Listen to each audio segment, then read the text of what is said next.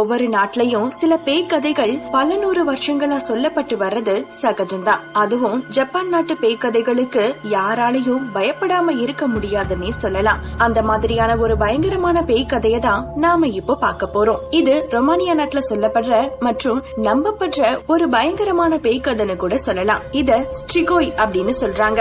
இந்த பேருக்கு பல அர்த்தங்கள் இருக்கு. ரொமானியால டு ஸ்கிரீம் அப்படின்னும், லத்தீன்ல ஈவில் அப்படின்னும், இத்தாலியில மந்திரவாதினும், பிரெஞ்சுல குழந்தைகளோட ரத்தத்தை உறிஞ்சி குடிக்கக்கூடிய ஒரு பறவை பெண் அப்படின்னும் பல அர்த்தங்களை குறிக்குது. ஸ்ட்ரிகோய் அப்படின்னா என்னன்னா அது ஒரு ரத்த காட்டேரி. இத டிராகுலா அப்படின்னு சொல்றாங்க. ரத்த காட்டேரிகளோட படங்கள் நம்ம நிறையவே பார்த்திருக்கோம். ஆனா முதல்ல இந்த ரத்த காட்டேரிகளை பெரிய அளவுக்கு கொண்டு போனதுன்னு பார்த்தா அது பிராம் ஸ்டோக்கர் எழுதின ஒரு நாவலான டிராகுலா தான். அதுக்கப்புறம் தான் இந்த ரத்த காட்டேரிகள் பிரபலமாக ஆரம்பிச்சுச்சுன்னே சொல்லலாம். 1931 இருந்து இதுவரைக்கும் எடுக்கப்படுற டிராகுலா படங்கள் எல்லாமே இந்த நாவலை அடிப்படையா வச்சுதான் எடுக்கப்படுதுன்றதும் உண்மைதான். இப்படி மிகப்பெரிய தாக்கத்தை ஏற்படுத்தின டிராகுலா நாவல இந்த ஸ்ட்ரிகோய அடிப்படையா வச்சுதான் பிராம் ஸ்டோக்கர் எழுதினாரு அப்படின்றதும் பலருக்கும் தெரியாத ஒரு விஷயம். இப்போ ஸ்ட்ரிகோய் லிஜெண்ட பத்தி பார்க்கலாம். ரொமானியால பல நூறு வருஷங்களா சொல்லப்பட்டு வந்த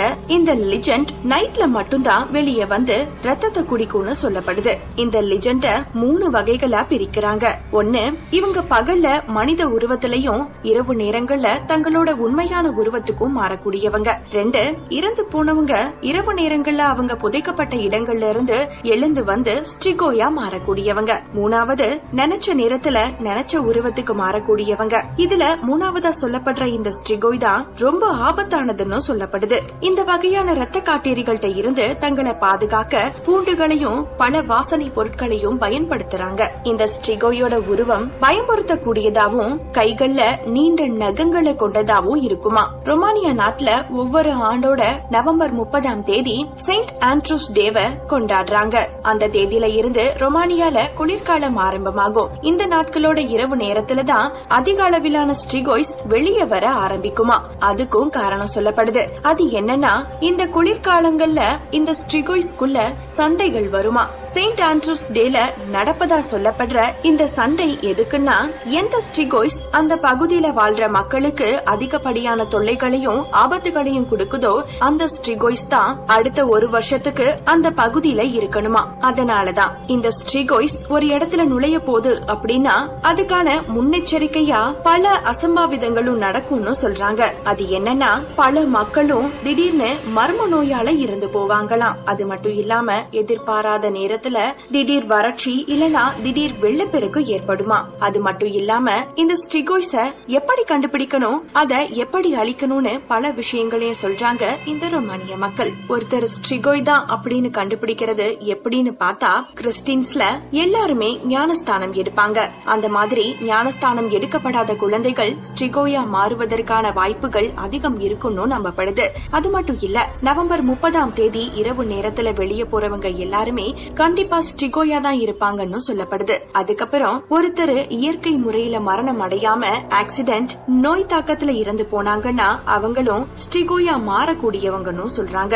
அது மட்டும் இல்ல, பூண்டு சாப்பிடாதவங்க, வாசனை பொருட்கள் பிடிக்காதவங்களும் ஸ்ட்ரிகோயா தான் இருப்பாங்களாம். ரொமானிய மக்கள் இந்த ஸ்ட்ரிகோய எப்படி கொல்லணும் அப்படின்றதுக்கும் சில வழிமுறைகளை சொல்றாங்க. அதுல முக்கியமானது இந்த ஸ்ட்ரிகோயோட இதயத்துல ஷார்ப்பான உட்டன் பீஸ் இல்லனா வெள்ளியாலான கத்திகளை குத்துறது மூலமா அந்த ஸ்ட்ரிகோய்ஸ் கொல்லப்படும் நம்பப்படுது. இந்த மாதிரியான ஆயுதத்தை தான் வேம்பயர்ஸ கொல்றதுக்கும் யூஸ் பண்ணுவாங்கன்றதும் குறிப்பிடத்தக்க ஒரு விஷயம். அது மட்டும் இல்ல, ஸ்ட்ரிகோயா இருக்கவங்க இறந்து போனாங்கன்னா அவங்கள பத்தி தெரிஞ்சதும் அவங்கள புதைச்ச அந்த கல்லறைய தோண்டி அவங்களோட உடலை எரிச்சிருவாங்களாம். அப்படி இல்லனா ஒரு ஷார்ப்பான உட்டன் பீஸ அவங்களோட இதயத்துல குத்தி இறக்கிடுவாங்களாம். அதுவும் இல்லனா அவங்களோட முகம் தரைய பார்த்த மாதிரி வச்சு புதைச்சிருவாங்களாம். இதெல்லாம் கூட ஸ்ட்ரிகோய்ஸ கொல்றதுக்கான வழிமுறைகளா சொல்லப்படுது. ஆனா இந்த ஸ்ட்ரிகோய்ஸ அழிக்கிறத விட அவங்க கிட்ட இருந்து பாதுகாப்பா இருக்கிறது தான் நல்லதுன்னு கூட நினைக்கிறாங்க. அதுக்காக பூண்டு, நறுமண பொருட்களையும் ரொமானிய மக்கள் எல்லாருடைய வீட்லயும் வச்சிருக்காங்க.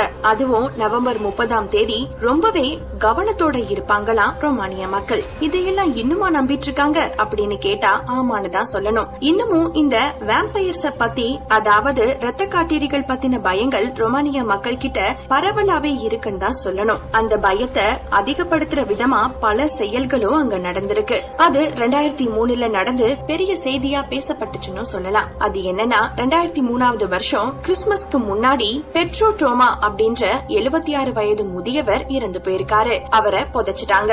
ஆனா 2004 வருஷம் இறந்து போன பெட்ரோ டோமா தன்னை வந்து பார்த்ததா அவங்களோட சொந்தக்கார பெண்மணி வந்து சொல்லியிருக்காங்க. இதனால பயந்து போன அவங்களோட குடும்பம் இறந்து போன பெட்ரோ டோமாவோட உடலை தோண்டி எடுத்து எரிச்சிருக்காங்க. இது வெளியே தெரிஞ்சு ரொம்ப பெரிய விஷயமாவும் பேசப்பட்டுச்சு. ரொமானிய அரசு இந்த குடும்பத்துக்கு சிறை தண்டனை கூட கொடுத்தாங்க. அது மட்டும் இல்லாம இந்த மாதிரியான சம்பவங்கள் திரும்பவும் நடக்காம இருக்க ரொமேனியால பல சட்டங்களையும் கொண்டு வந்தாங்க. அதுக்கப்புறம் பெரிய அளவுல இந்த மாதிரியான நிகழ்வுகள் ரெக்கார்ட் செய்யப்படலனாலும் அது மறைக்கப்பட்டிருக்கலாம்னு சொல்லப்படுது. இதனால இன்னமும் ஸ்ட்ரிகோய்ஸ் பத்தின பயங்கள் ரொமேனியா மக்கள் கிட்ட நிலவிட்டு தான் இருக்கு. இந்த மாதிரியான பேய்கள் உண்மையாவும் இருக்கலாம், பொய்யாவும் இருக்கலாம். அத நம்புறது அவங்களோட விருப்பம். ஆனா இத நம்ம கதைன்னு சொன்னாலும் ரொமானிய மக்கள் மனசுல இது ஒரு பெரிய தாக்கத்தை ஏற்படுத்தி இருக்கின்றதுதான் உண்மை. இந்த ரொமானிய மக்கள் பயப்படுறத பார்த்தா இந்த மாதிரியான சம்பவங்கள் உண்மையாவே நடந்திருக்கணும். அது காலப்போக்குல மறக்கப்பட்டிருக்கணும்னு கூட சொல்லலாம். இந்த ரொமானியா லிஜெண்டான ஸ்ட்ரிகோய் பத்தின உங்களோட கருத்துக்களையும் நீங்க கீழே பதிவு செய்யலாம். இந்த செய்தி உங்களுக்கு பிடித்திருந்தால் லைக் பண்ணுங்க. மேலும் இது போன்ற பல விசித்திரமான மற்றும் சுவாரஸ்யமான தகவல்கள் பற்றி தெரிந்து கொள்ள சேனலை சப்ஸ்கிரைப் செய்யவும்.